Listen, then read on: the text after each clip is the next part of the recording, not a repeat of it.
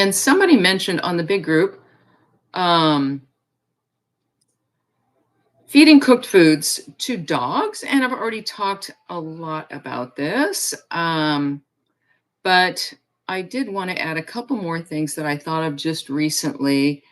And one is that what we're trying to do here is make things as easy and sustainable for owners as possible. I want more dog owners home feeding. I don't want to make it more difficult, more esoteric, more mysterious, more elite or competitive. I want to make it easy. We have people who don't like to cook and they buy fruit on a daily or weekly basis, and it's no trouble for them to do so for their dogs. I do that. It's no problem. I prefer it. But we have others who live in remote locations and are not able to buy fruit even weekly. Fruit is perishable. They can buy, however, shelf-stable quinoa and yams that can be stored for long periods and made in batches very cheaply. This may appeal to some people, in addition to all the other reasons why certain select cooked food, plant foods need to stay on the table as an option. And also in the book, I tell the story of my friend who I knew would not stop feeding kibble to his dog. And so I knew it would just fall on deaf ears if I told him about raw feeding, or even if I told him about feeding fruit to his dog. So I told him to feed kibble only every other day. I suspected that he would not feed fruit. It would seem weird to him, or the dog wouldn't eat it. So I suggested that he make a big batch of quinoa and yams every week and feed it on alternate days. I knew that I was dealing with somebody with a normie perspective, and knowing how protein crazed people are, I told him that quinoa is high in protein and could effectively replace some of the protein in the kibble. Whether this idea is valid or not, it's the perception out there in normie land, and that's what we have to work with. Well, my friend loved the idea, and the dog has not had a symptom in 3 years since he started doing that. The dog literally glows with good health. Before that, he was in and out of the vet's office every other month for ear infections, and that just ended. No more ear problems.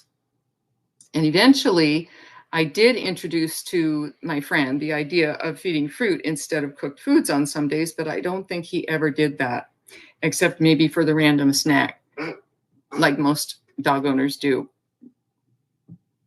So, the point of my telling you that story is that one of the points is that we have to tailor our advice according to whether the ground that we're planting seeds in, is fertile.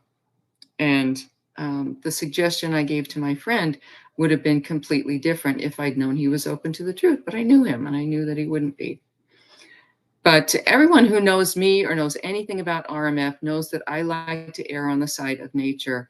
And that's why when all other factors are equal or favorable, I recommend raw plant foods. But there truly are legitimate reasons for some people to include cooked foods, plant foods in their dog's diet. Just yesterday, I popped into the big group and saw someone comment that her dog had reversed kidney disease eating a 6-to-1 rotation with cooked yams and quinoa and 1 meat meal per week. So that means 6 days in a row of eating yams and quinoa. She said she'd wish she could have afforded more fruit, but her dog did very well eating mostly cooked plant foods. She also said that the dog self-fasted many days, so I suspect the dog was rejecting fruit when she was able to offer it. It's most likely the case that she could feed fruit instead of cooked foods later on and see even more improvements in the dog if she did that, because it usually happens that dogs take to fruit more readily if they've been on RMF for a while. And I've known dogs that would not eat bananas. Everybody always says, bananas are cheap, feed bananas. They're super cheap, 50 cents a pound sometimes. Well, I've known lots of dogs that wouldn't eat bananas. So, what's an owner supposed to do when they are not willing to fast their dogs? If you can hold out for 5 days, you can generally convince any dog, although I've done that with dogs and had them still reject fruit after 5 or 6 days. So that doesn't always work. So anyway, that's what I wanted to say about that. Just a little more info about that topic. Well,